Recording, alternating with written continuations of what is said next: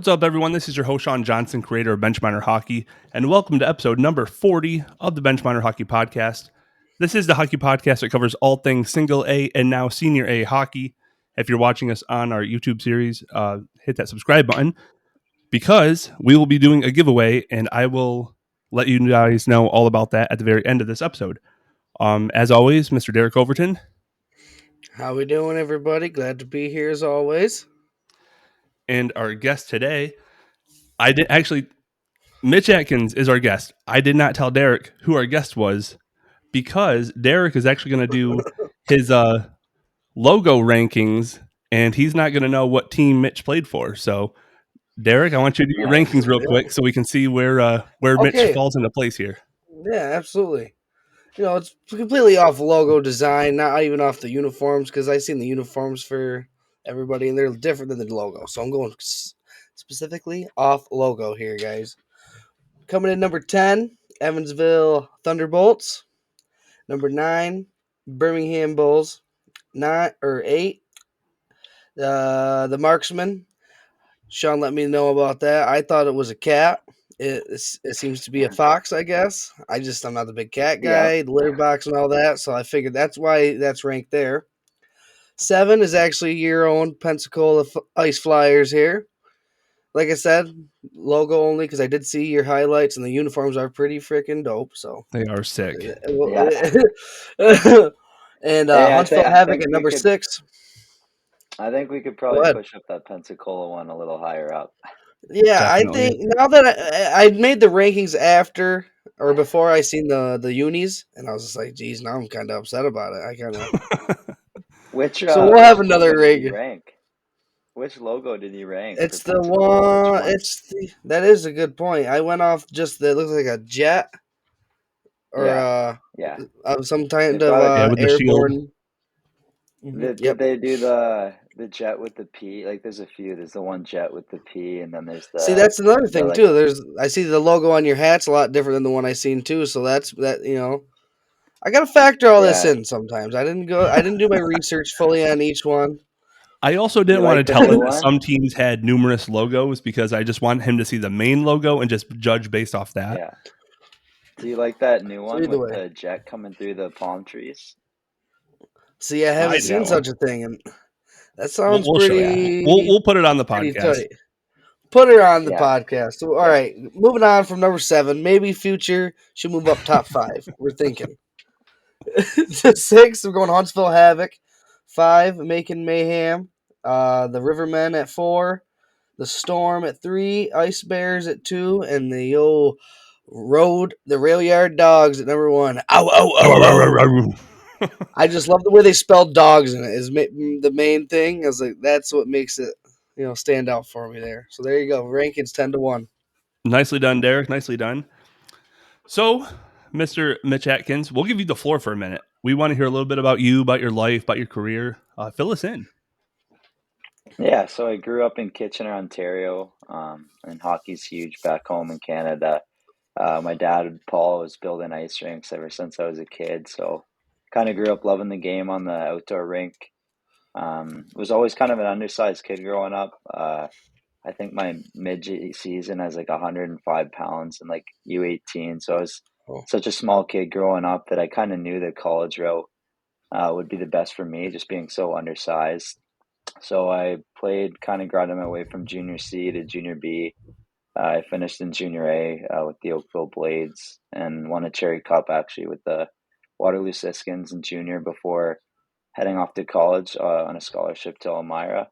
So I played 3 years of college hockey at Elmira. I graduated a year early to sign a PTO with the Kalamazoo Wings in the East Coast Hockey League and started out my professional career with the Evansville Thunderbolts 6 seasons ago now. And 6 years later, I've got to play for a number of pretty cool organizations between the ECHL, SPHL, and FHL. So I got to play a lot of cool places and meet a lot of unreal people along the way.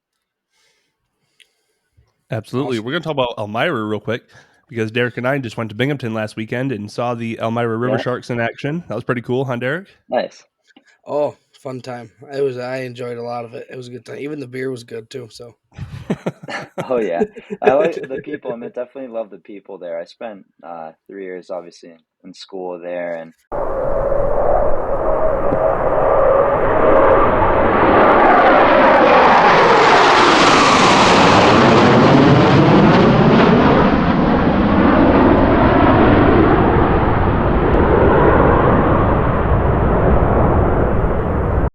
Moving on. That's why we got Nick. Nick is phenomenal at editing everything, so we'll be okay. Go Nick. He can just put like yeah, a I think jet you guys flying past the were screen chatting while you were about talking. Elmira. That's smart.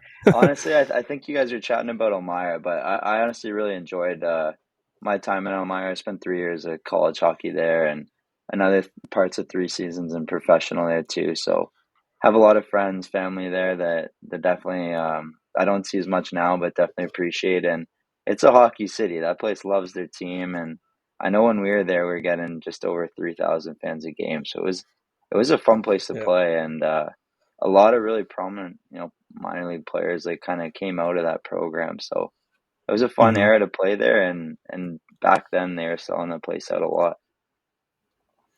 Oh, absolutely. You actually answered kind of my first question.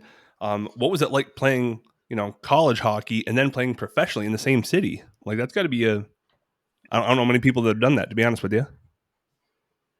Yeah, it's definitely rare, and I enjoyed it a lot.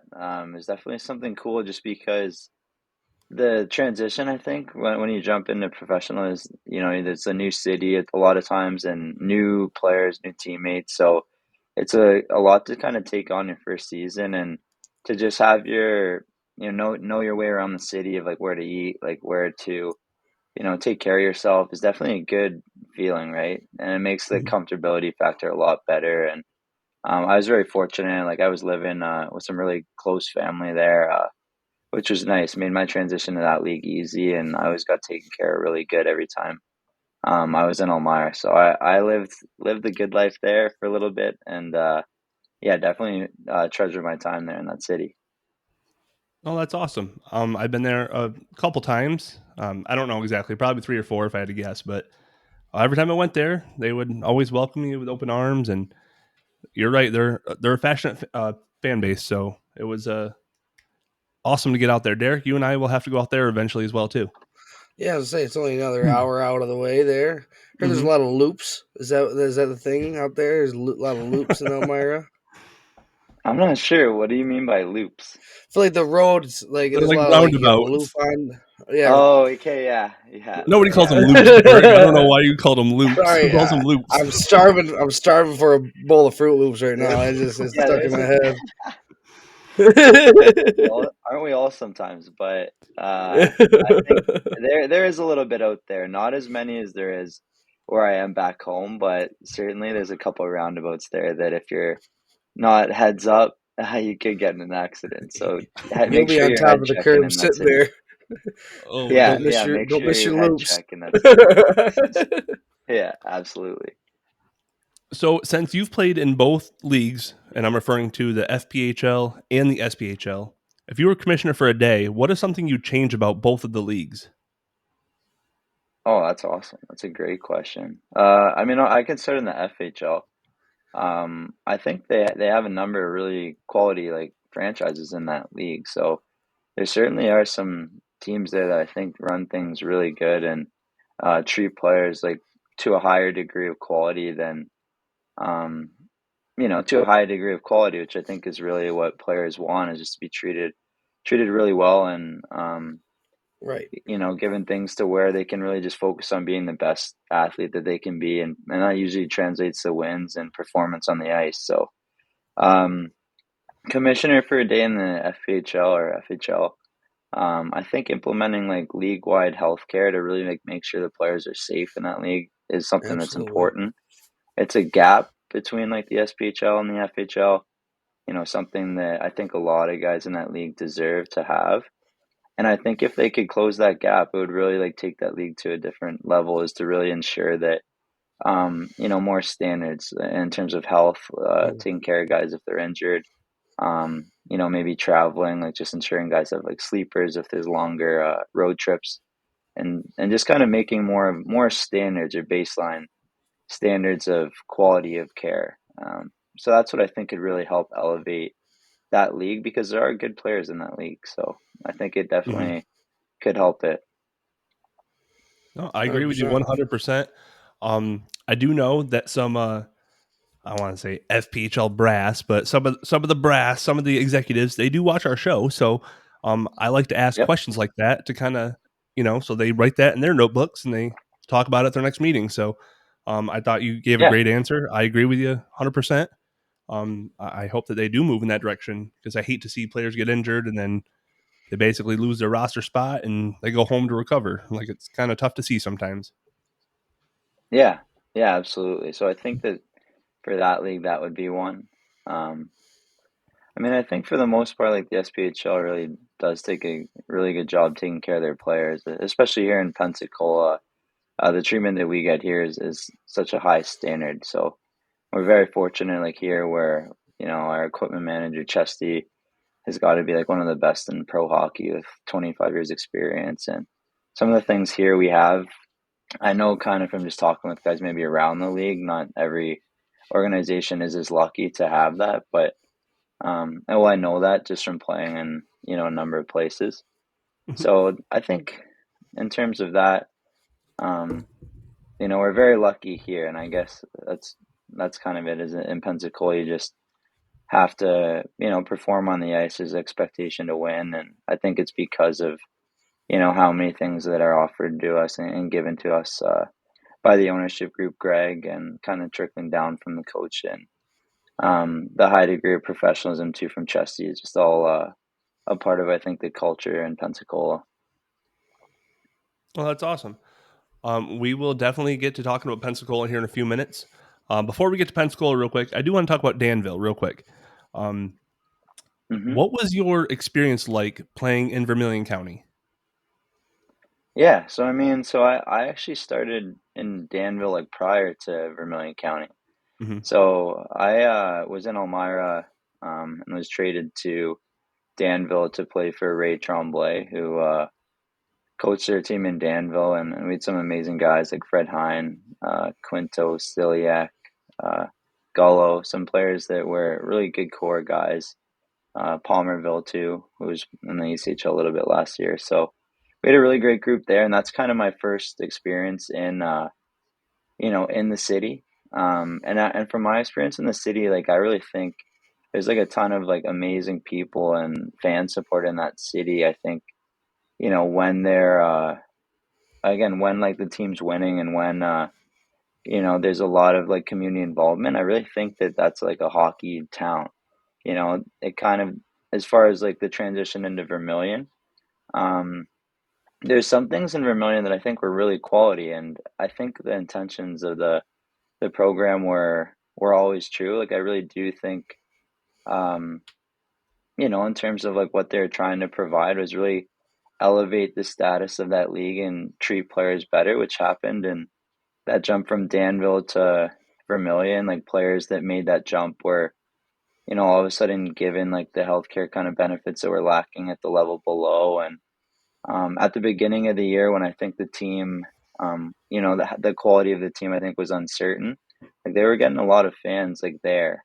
Um, so I think that like in some ways, like I think a lot of the intentions of that program were true.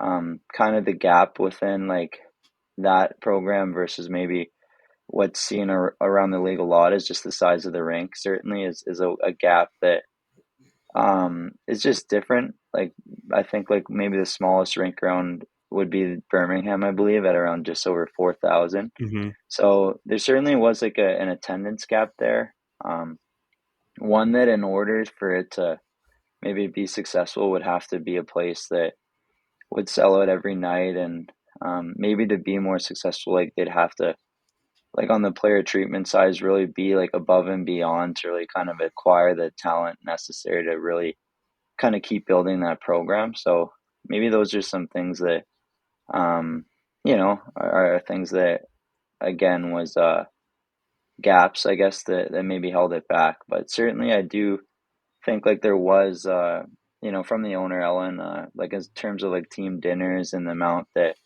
was given to us on that side of things, like incredibly generous on that side of things. Where when with players like that, and for a new franchise, I think there's just a lot that goes into Mhm. it, and maybe a lot more that would go into it than initially thought, right? And I don't think there was like a full team there, need like enough of a team, I guess, of people to really keep it going the way it needed to. I would say. Right. Right. Yeah.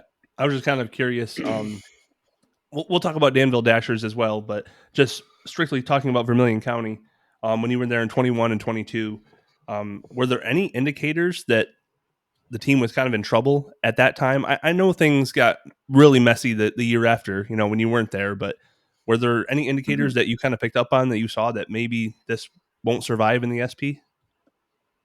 Um, yeah, there definitely was like just I guess obviously things started with early like there's this issues in camp, right, with getting the ice going. So like I remember, for training camp, like we just didn't have ice and like had to go in and play like our first game without like really skating much. And it's like Hmm. it's hard to determine kind of um where I guess that situation, like why the ice wasn't ready is hard to really say. I don't know a lot about it. You're just kind of playing. But there was always kind of, I think, between the rink and the team, not quite the collaboration I think needed to be successful. So I think that was kind of always the thing kind of holding it back. And um, yeah, I think with the team, I think the intentions were always true to try to build a program and expand the right way. It's just that it didn't work out. But yeah, at least personally, the owner and everything always treated me with respect, and at least on the ice, like in terms of equipment things, like always had what I personally needed to feel ready to play. Right. Right on. Right. And like I tell everyone every time someone comes on the podcast, I understand you guys are professional athletes. We would never say anything or bait you into saying something that would get you in trouble. We're just kind of curious what your kind of experience was like there. I Yeah, only ask this yeah. There's because some. my question kind of comes full circle here because it started as the Dashers, it moves to the SB, becomes Vermilion County Bobcats. Things kind of fall Yeah, apart. Now the team is going back to Danville and it's going back to the Fed. So the Danville Dashers are coming back. So it's kind of like a full circle question, I guess. That's yeah. kind of why I asked about your experiences there. Um, now that we know that the team is coming back to the Fed and it's going to be the Danville Dashers, what do you think this means to hockey fans there in Danville? Oh, I think they're going to be really excited. I mean, you can tell. I think even like some of those Vermilion fans and Dasher fans, like you'll get messages from them saying that, hey, like I see you're coming to Evansville, which for Pensacola isn't that often, but the odd time we do get to Quad City or Peoria or Evansville, you'll get messages from these fans that'll come travel and see you. So they certainly are loyal fans and care a lot about the game and a lot about their players. So you really want them to have like a quality product there of hockey, and it's great that they have a team again. I always believe they deserve a team, so it's great to see that they have one. Um, but yeah, very loyal fans and great people from all my experiences there. That's awesome to hear. I've been following the league for I don't know how many years now, probably since 2011, 2012. Um, and the league started off with teams like Danville, Watertown, these small market teams. And they've grown to a point now where we have like Binghamton, we have Columbus and Carolina. So, you're getting 3, 4, 5,000 fans a night. So a part of me is super excited that the Fed is growing, but at the same time, it's kind of sad because how much longer can teams like Danville, Watertown, Delaware, Danbury, how long can they survive? You know what I mean? Yeah, yeah. I guess it's just it's interesting. I mean, they are surviving. So, and without it would just obviously without the business logistics, they certainly are finding ways to survive based on attendance and different type of revenue streams, I'm sure. with advertisements and different things. But it definitely makes it, I think it's just pressing on, right, with higher quality in the league of like bigger buildings and more fans. Like when you're competing against that, it certainly have to add value in different ways, like elevated player treatment and maybe elevated living situations. There has to kind of be like maybe gaps that can keep those teams competitive. Um, good people around the organizations that like care a lot about their players and treatment. So I think, there's different like perks to all kinds of organizations. And um, I think if you're treating players right and care a lot about them and they're going to be loyal and care a lot about the organization too. So I think those are ways for those teams to continue to do well and be like staples within the league. But I think a lot of it just comes down to like how you're treating people, and that's what I think would keep teams like that successful. Right, you made some valid points there. Absolutely right. And again, that's not me saying, Watertown or Danbury. I'm not saying they're going to fold, nothing like that. I'm just saying it's kind of hard to ignore that you're getting these bigger arenas, Yeah. larger fan bases, and then you got your arenas that can only hold 1,500 fans. It's kind of hard fact to ignore. Yeah, So I wish nothing but the best for yeah, all of the teams. Um, yeah, let's move on to some exactly. fun stuff, huh? How about we talk about some Pensacola hockey? Yeah, Yeah, some that's always fun. spearfishing or Spearfishing, Yeah. yeah. some deep sea fishing, some We Oh yeah. we have Yep. there's some fishermen around the organization that catch some pretty good stuff. So I think there's like swordfish and snapper and all See, that's kinds what of stuff. I'm. So First thing that comes there right in my are head: I'm catching a not much of a marlin or something. fisherman. Yeah, I'm not much of a fisherman, but Henry, one of our equipment, our assistant equipment guy that helps out, he fishes and he catches some stuff. So there's definitely a lot out there if you're looking. Yeah. Oh yeah, I can only imagine.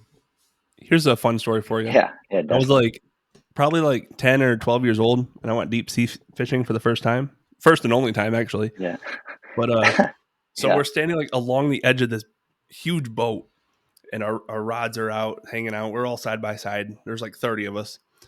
And all of a sudden, like my rod goes, pew, bends right over. And I'm like, oh my God, this thing is going to snap. You know what I mean? It's, and This is the real deal. It's a yeah, real deal. yeah. And then the what do you call like the person that runs the charter? I don't even know what the official title of the person, but the guy that runs the charter, he comes over, he's like, reel, reel, reel. So I'm like, I'm 10 years old. I'm like, I can't, it's too heavy. I'm doing the Gavin Yates, you know what I mean? Like the Oh Yeah, yeah. yeah. Yeah, and I played with him. yeah, and I'm reeling in this fish, and we get it up, and turns out that there's a kid on the opposite side of the boat that also had the same thing going on. So it was kind of like a little rascal effect to where he actually caught the fish, and I was attached to his line, so I would pull Oh when he my would fall god. in, and then like I would, vice versa. I'd fall in when he pulled, and turns out he actually caught a baby shark. So I thought that was pretty cool. Oh At wow. least That's Yeah, you were a incredible. part of it. You were at least a part of yeah. I it. So haven't caught anything like that. so yeah, I can say that I did go deep sea fishing, and I did not catch anything, but I did. I had an assist. I had an apple that day. You helped, It says, right? yeah. Hey, your line was in the water, bringing in the bait, so you got to get a little credit, right? Right. So that's my deep sea fishing story. Now I got Pretty, to that's ask pretty. you, since you've been around a while and you've played in different areas of the country, what's it like playing pro hockey in Florida? Oh, it's definitely That's a good question. special. Especially just because in my career first, there's all the other teams were in the north, so it's really been my first experience playing like in a team in the Southern Conference, and I think it's incredible. I mean, especially how much our fans are passionate about the game. Like this past weekend here in Pensacola, we had our $5 night, which is always a big deal for the organization. It's the 15th anniversary for Ice Flyers hockey, so we were able to bring in a lot of alumni with multiple championships and pedigree. So it's just a great weekend for the organization, and it was a double sellout of like 8,049 for 2 nights in a row. So great for the state, great for the city and community. So it was definitely a lot of fun to play in. but just coming to the rink every day in shorts is definitely special. And especially those harder days, like in January, those days where, the body like is going through the season grind. Like it's nice to get some sunshine um and it keeps guys happy too, right? Like just being in the sun and Oh yeah. also a lot of opportunities to spend time with your teammates and be together are, I think, things that just make it a strength, right? And really good living here, probably the best in pro hockey that I know of. So we get treated great, and gets a lot of time to be with your teammates, like grow a bond off the ice, and teams that I think are close off the ice usually win championships. Absolutely. Do you guys still live there on the beach? Yeah, we're living right on Pensacola Beach, so it's an awesome spot to be. Definitely a luxury for sure, and so many amazing places to grab food and just to have the privilege of being close to the water, and just like a place that it's a lot of fun, right? Um, so there's so many benefits of the city, and even the downtown has its own culture and character, and it's not a big city either, so you really get to know a lot of people, kind of get to know people personally and be a part of the community. So we love playing here, and love our fans a ton. Absolutely. Hey, I don't know if they're the same apartments or in the same area, whatever, but I remember Trevor Krasowicz, he told me a story when he played in Pensacola. He's like, we go to practice, then after practice we would race home because their apartments were literally on the beach.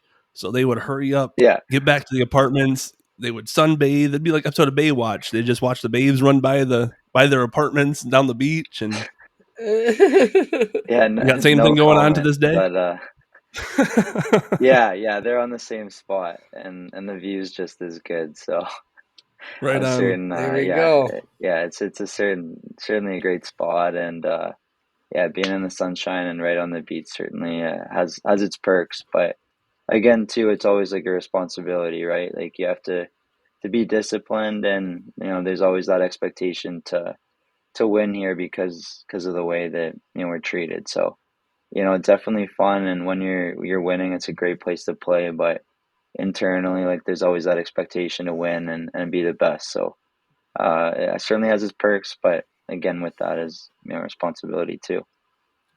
Right. I always had this like outlook on Florida sports. Like, for example, we'll talk Miami Dolphins real quick. I always assume that they should be the best team in the league every year just because it'd be Yeah, such a privilege to go play in Miami. You get to live in Miami, experience that nightlife, the sunshine, the state income tax. Like, why aren't the Miami Dolphins the best team in the league every year? Like, you don't even need to recruit the best players. Like, they'll come to you, the free yeah, agents. Right, yeah. I exactly. mean, it's yeah, it definitely is interesting. I mean, here, like of the 15 years, 4 championships. So the team's won a lot, and definitely something that we really want to do this year, and build that culture back to winning championships again. So we have been winning a lot, historically, like as an organization, but again, um, it's hard to win, right? In terms of pro sports, like if you don't bring your best, like any given night, like you can lose. So, and it's short series, right, in the playoffs. So consistency is really important when you're playing these like 3 game series where if you just go into it with a bad stretch, maybe of injuries, or just maybe not at the peak of your game at the right time, like, and it's hard to win. So I think Mhm. maybe that's it. Like when there's these quick games like that, like you just have to be consistent and make sure that you're going in at the right time, like feeling good and confident in your play and your structure. Right. And mind you, I don't know ownership or management of Pensacola. So this is kind of just like an opinionated question here. Um, Yeah. would you say it's kind of like a privilege to play in Pensacola? So like you were saying, you got to bring your A game. Would they be quick to kind of trade someone or release someone if they're not because they do expect to win here? I think I think with like maybe the similar to like all organizations within the league. Um, I think with our group here, we do have a lot of returners who care a lot deeply about the organization and fans, and play the right way. So I think we have that culture where if you have players like that that are all growing and developing together and have that bond, I do think you can really create a lot of success on the ice. If Mhm. you're certainly not performing, like in all sports, those things happen. But we have a lot of players here that really care a lot about winning, care about this team. So um, I think it's like anywhere, but again, yeah, the expectation is always to win here, and that's what we want to do, right? And we're excited to always play in front of great fans, um, and then again, and enjoy that the lifestyle of being in Florida. But really, it's the community here that we all really love and appreciate, and I think like that loyalty kind of goes both ways with them treating us really good and us, having that expectation to win. So it's give and take, but we really appreciate how good we're treated by our owner, Greg Harris. So yeah, we're definitely lucky here. It's an awesome spot to play. In my opinion, it's the best. Right. Yeah. Just seeing, the hangar, and I saw 8,049 for attendance Saturday night, and I was like, at first I'm thinking like this is a typo, like over 8,000 people, but no typo. No, It is no, pretty like on these impressive. nights they open up the second bowl and just completely fill it. And this year it's been like last year we were breaking records for attendance for Pensacola Ice Flyers hockey last season, and this year it's been even better. I believe just prior to that, for I think just a regular game, I think it was like 72 or 7,300 just on Yeah. like not a discount night, just like a night that's like Mardi Gras or a specialty night. But we have a really great team here in Pensacola in terms of behind the scenes with Brendan, Elena, Alyssa. You could just kind of go on and on as far as like a group of team off the ice that really like grinds and works hard to promote the team in a positive way and do a lot of work behind the scenes that we really appreciate and I think are a huge reason why the organization is successful too is just the marketing of the team is translated well and the fans really love the players and I think get to know us on personal level here with a lot of the community work we're doing. So it's a great place to play. They do a great job behind the scenes and collaboratively. Yeah, things have been good in terms of attendance here, and that's exciting. You always love to play in front of a lot of fans, and Oh yeah, yeah, it gets loud in there for sure. I can I can imagine only imagine. 8,000 fans, Upper Bowl. Wow. Yeah, Florida, yeah, let's go. it's definitely great. That's a Yeah, whole not vibe much there. That's better a than whole that. vibe. Yeah, yeah, it definitely feels good coming out for warm ups, and when you put one in the net there, it gets pretty exciting. Oh So yeah, it's fun. there you go. Oh boy. Well, we are running a little bit low on time, so we'll start wrapping this up here.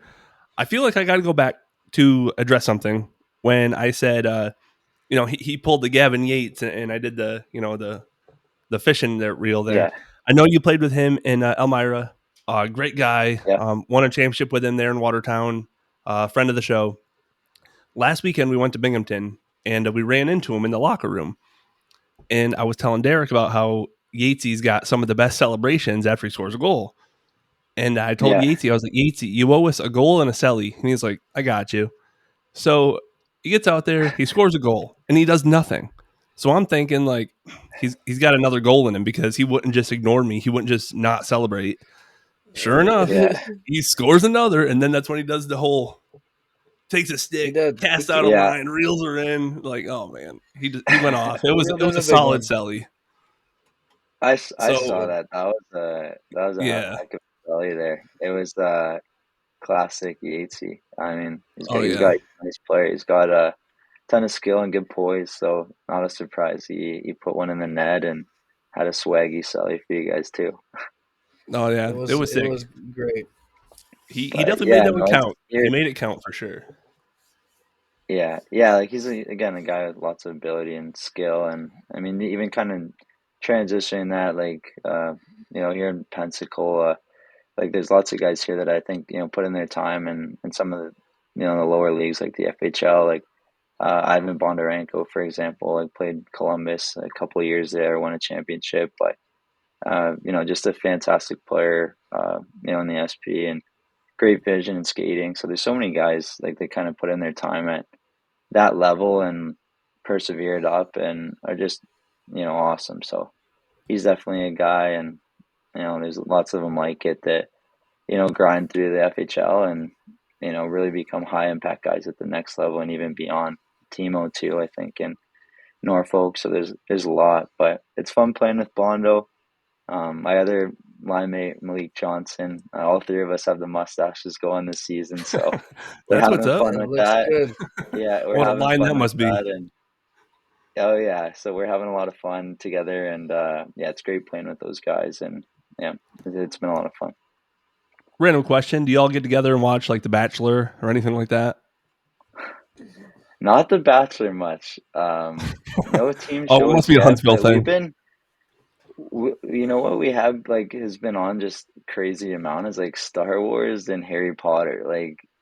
And Good like combo. There you honestly, so go. those are a couple things we've been into a bit, but I'd say the sneaky like Pensacola thing, like where people wouldn't expect, is like we have like a bit of a chess crew going on here.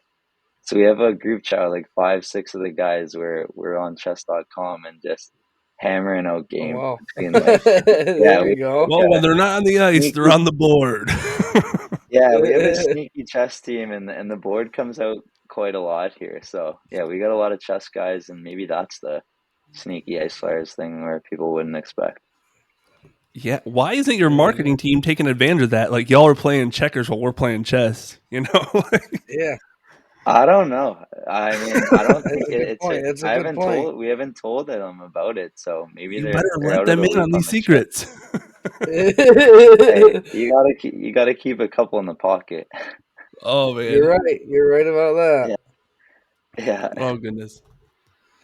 Well, Mitch, it's been awesome talking to you. We're gonna wrap this up here in just a moment. Here, do you have any closing remarks? Anything you'd like to say to Ice Flyer Nation or Benchminer followers?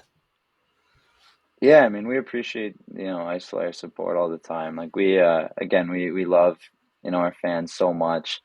I feel that they're the best fans in the league. So anytime you have an opportunity to represent the Ice Flyers, and you really just have so many good things to say about the organization, how we're treated here. So it's a privilege to play there. We love it, and we got to go get a championship here for our 15th anniversary. So we have Go big get her. goals, and I think we're gonna have a great second half. So we're confident and looking forward to that for us. I agree there. You guys better get to the hangar, check out a game. 8,000 plus fans. Go get yourself some merch, like the hat that Mitch has on. They got like 3, 4 different Yeah, logos. They're all sick. Yeah, I gotta Come learn on, about Derek, get them. with it. I don't know. I gotta figure them out. They're I don't better than know seventh for in the that league, but ranking. That's for your sure. rankings are It's definitely trash. not. It was more of a blind Thank you. ranking, I swear. Yeah, that's okay. He picked it out of a hat. Yeah, I did. Oh man. But Well, we're hey, gonna hey, lose some you, subscribers you look. because of you ranking them at 7. Thanks a lot, Derek. Yeah, that's You my look. bad, Yeah, guys. Don't take it out on You look. us. I think you look sharp in that a hat with that plane coming over the palm trees. I think it'd look good on you. Now I might have to look into it. Maybe next time on the podcast I'll have it and I'll be wearing it, showing it off. Yeah, that's That's what we right. Like need. the A little navy bit more blue of and the that. baby blue are just sick. It does. It matches. It Yeah, matches. It's tight. We got our New yeah. York Great. Yankee navy, Honestly, then great the colors. Carolina blue. There you Yeah, go. great colors for sure. And even that.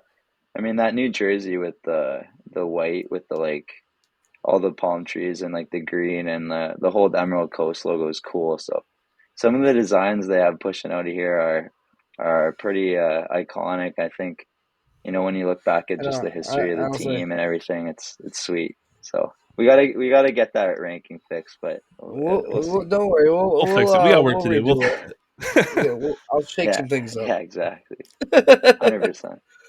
Couple closing remarks from my end. First of all, I got a package in the mail today from Zach Starry of Starry Eyed Designs, and he sent me this, and I think this is like the coolest thing ever. I don't know if y'all can see that well or not, but it's got my name down here. We got the Bench Miner logo on the benches.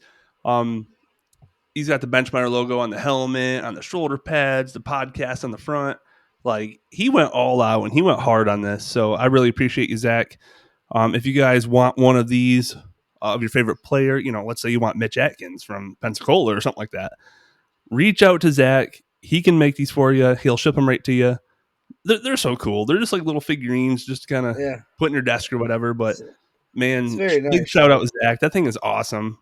Like, I'm biased because it's got my stuff on it. He even put like Johnson 22. He's like, I know you're a Joey Logano fan, so I threw 22 on there, and I was like, dude, like, it's so much more than Joey Logano. Like, 22 is the year I got married. The year my daughter was born. Like, 22 has significant meaning to me. So he went above and beyond. So I really appreciate Zach there.